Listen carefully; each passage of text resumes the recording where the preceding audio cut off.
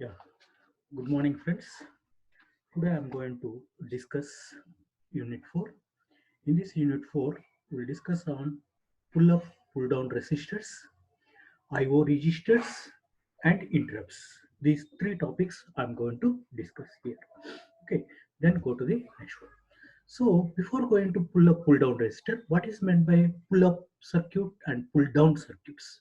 Now you have to observe in these pull-up, pull-down circuits are mainly connected as a inputs to the microcontrollers.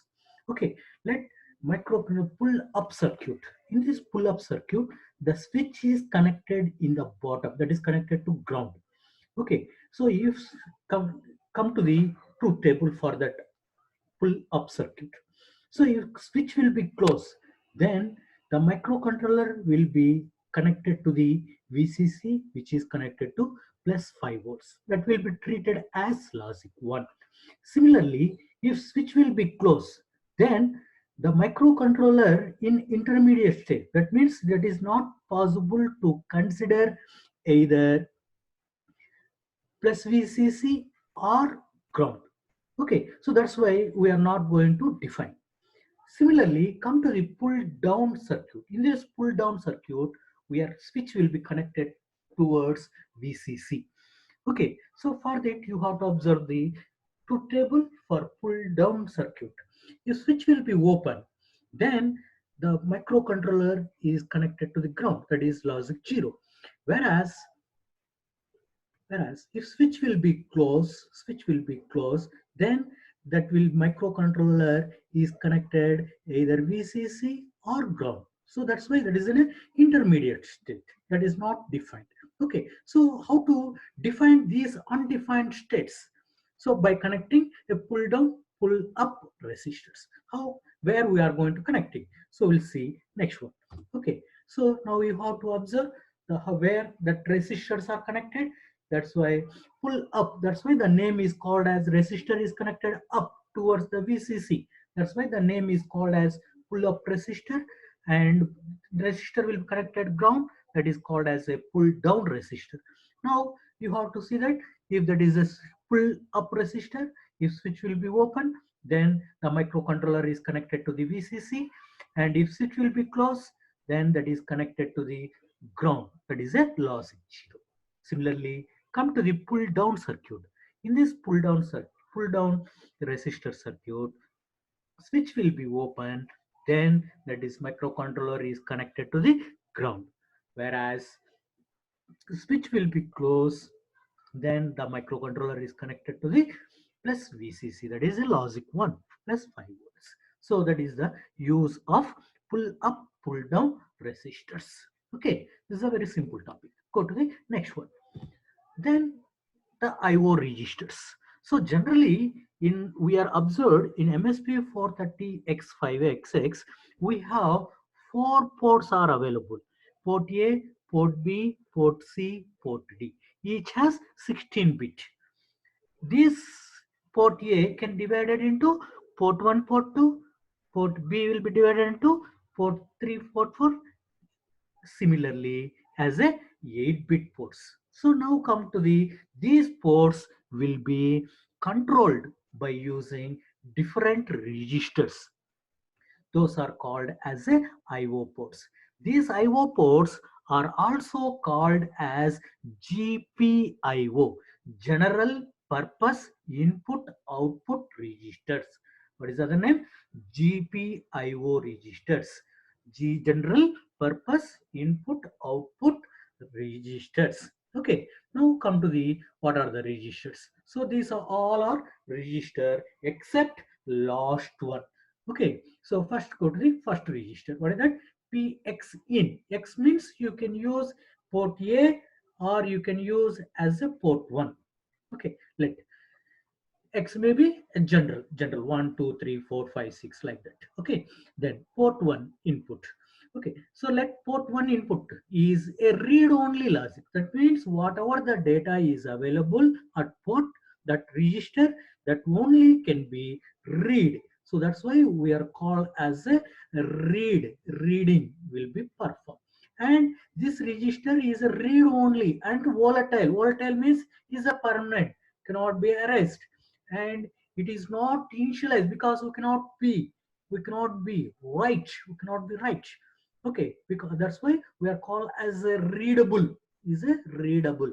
And this pin is also connecting for the external devices. Okay, then come to the port X output. So this port output, it can be read and as well as be write for the digital output. Configured means write, configured means write.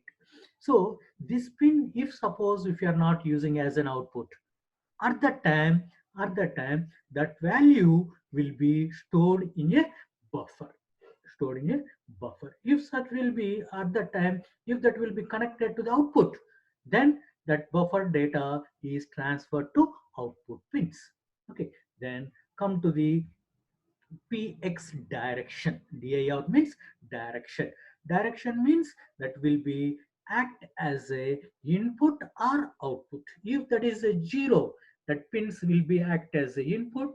If that will be connected 1, that will be act as a output for the input output. Similarly, come to the PXREN. REN means register enable. That means that pull up, pull down registers connected or not. If that is equals to 1, then the pull up, pull down resistors are connected. If that is equals to 0, the pull up, pull down resistors are not connected. Similarly, come to the PX selection. PX selection will be used as a IO ports or some other purpose, because some other purpose means interrupt ports. So that will be selected by using PXS selection, port X selection. If that is equals to 0, that will be act as the input output. If that is equals to 1, that is equals to 1, that will be used as a alternate function, that is a uninterrupts. So similarly, come to the uninterrupts, that is a PXIE, port X interrupt enable. This can be used if that is equals to 1, then interrupts are available. If that is equals to 0, the interrupts are not available. Then come to the port X IES. That means port X interrupt edge selection, because the triggering to the interrupts are two types. That is a edge triggering and level triggering. Come to the here, we are going to using edge triggering. Again, edge triggering are two types: positive edge triggering and negative edge triggering. The positive edge triggering is selected if that is equals to 0. If negative edge triggering will be selected if that is equals to 1. Come to the last one, that is a port X IFG. IFG means interrupt flag. Interrupt flag. It is not a register, it is a bit. This bit will be selected if the interrupt is presented. Okay, so then in addition to that, an interrupt is requested if it has an enable. So if interrupts also can be generated by using this bit, that is a port X IFG. So these are the port registers are available in MSP 430 X5XX. Those are, again I will repeat, port X input, port X output, port X direction, port X register enable, port X selection, port X I means interrupt enable, port X interrupt enable selection, and last one is a bit which is called as port X IFG. Okay, then go to the next one, interrupts. So in MSP 430 X5XX consists of three interrupts. These are system reset, NMI, maskable interrupt. Let's come to the first one, system reset. The system reset can be performed by using three sources. Those are called as BOR, POR, PUC. Okay, these are the three resets are mainly used for system reset. So let's come to the BOR. BOR out means brown out reset. The brown out reset is mainly will be used if the supply voltage drops to a dangerous level. At that time this BOR is an active, that is a reset. Then come to the next one. POR means power on reset. Power on reset is a similar to BOR. In addition to that, some more functions. Okay, let's. POR mainly used if supply voltage drops to low value, then this reset will be active. In addition to that, this power management module we are studied in architecture. The power management module will provide the power to all modules based on requirements. During this, if any module taking low voltage, at that time this POR will be active. That means reset will be performed with the help of supply voltage supervisor.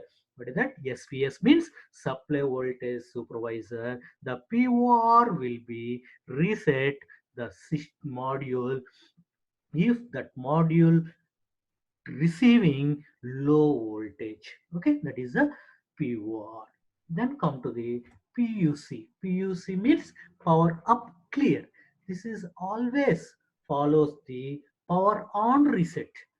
This power on reset, whatever the operation will be performing, same way this PUC will be performed. That is, if this software is not working at that time, that means what are the conditions? We have to see that the watchdog timer overflows. At that time PUC will be generated. Power PUC means power up clear. If watchdog timer overflows, then the PUC will come to set. Then another one is, in this watchdog timer we have a password. If password is entered wrongly, then also PUC will be generated. And in addition to that, flash memory is ROM memory. If you are using flash memory with the password of A5, if you are entered A5 wrongly, then also you will get PUC reset. And also if you are accessing the peripheral registers, or you are using unimplemented memory, means unused memory, at that time also you will get PUC. So these are the conditions where the PUC will be generated. Okay, then come to the NMI. NMI means non-maskable interrupt. That means mask is not there. Mask is not there means the user can generate, user can identify these interrupts. So these interrupts are classified into two types. One is called as SNMI, means system NMI, and second one is user NMI. User NMI means UNMI. Okay, what is the SNMI? So UNMI can be generated by using these conditions. What is the first condition? That is by using the pin RST slash NMI, which is connected at a brownout production module. Okay, so by using NMI pin, we can generate UNMI. And similarly, oscillator will generate a fault. Faults means a wrong frequency or unwanted frequencies. So at that time, we will get generate UNMI. And similarly, you are violating the accessing of flash memory. You are violating the flash memory, accessing the flash memory. At that time also will get UNMI. Okay, these are the three conditions which will be generate the UNMI. Come to the SNMI, means system NMI. This system NMI will be generated by following conditions. What are that? Power management module. The power management module will supplies the voltage for different modules with the supply voltage management low or high supply voltages. If these voltages are faults, that means are low or high, then this SNMI will be generated. And similarly, they are generating delay. So that means the voltage is given particular modules will giving a produces a delay. That means if you are not giving in time, at that time you are generate the SNMI. Then if you are accessing empty memory, vacant memory, at that time also SNMI will be generated. Similarly, JTAG mailbox. If you are accessing JTAG mailbox, at that time also you can generate SNMI. JTAG, please note down. JTAG means Joint Test Action Group. I'll repeat, Joint Test Action Groups. Okay, this is a mainly used for debugging. Okay, already you know. Okay, let's come to the maskable interrupts. So before going to that, we'll repeat. So in the NMI, we have two types of interrupts are available: UNMI, SNMI. Okay, then come to the maskable interrupts. So the maskable interrupts means mask means which the user cannot be identified.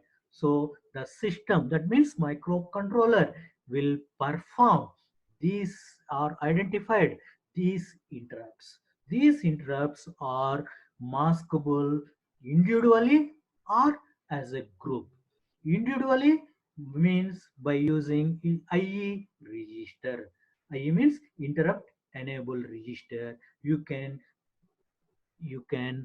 enable or disable individually, whereas all will be enabled or disabled by using GIE bit, general interrupt enable bit, which is available in SR status register, which is called as a flag register. Okay, these are the interrupts. So how many interrupts are there? Three interrupts are there. What are that? So system reset, NMI, maskable interrupt.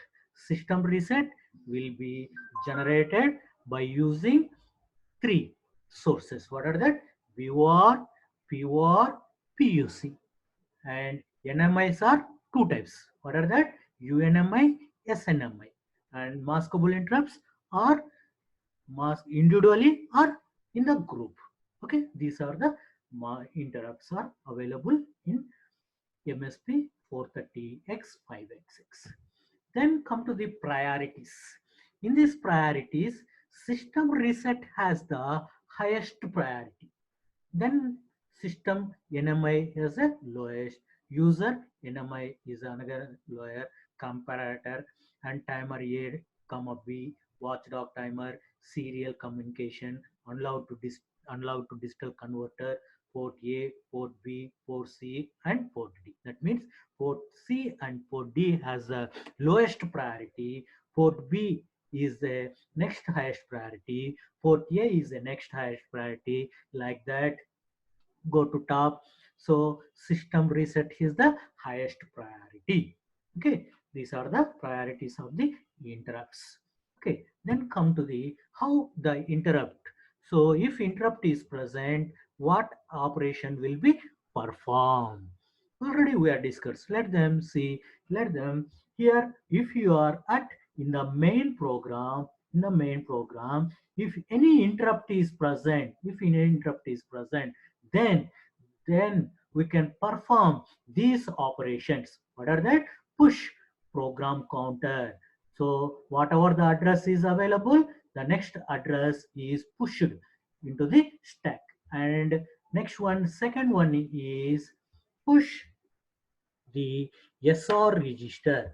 Push SR register means is a status register is also pushed into the stack, and this PC will be loaded ISR address where we have to jump to ISR program. Is a ISR is a subroutine program, is a simple program, subprogram.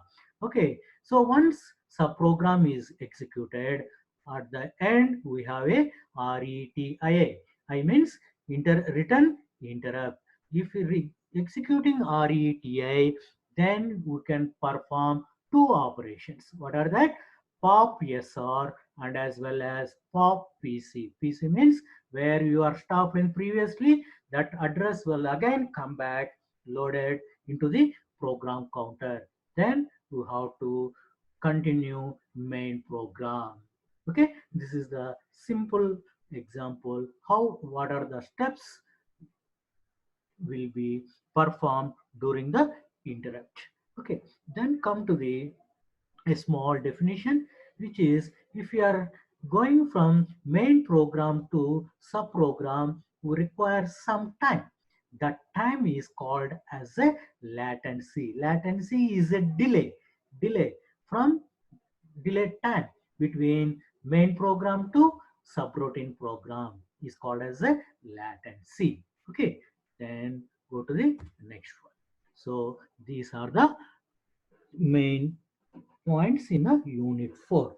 So go through your these slides, and if you have any doubts, please contact me with the writing the doubts on paper and then mail to me. Okay, thank you.